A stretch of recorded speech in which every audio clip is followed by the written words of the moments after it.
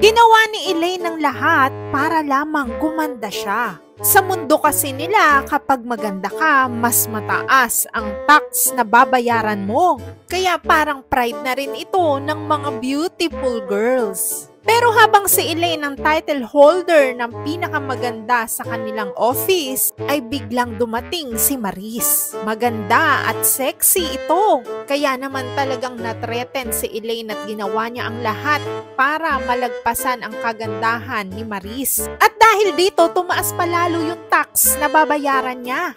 Pero isang araw, nakita niya si Maris na pinagkakaguluhan.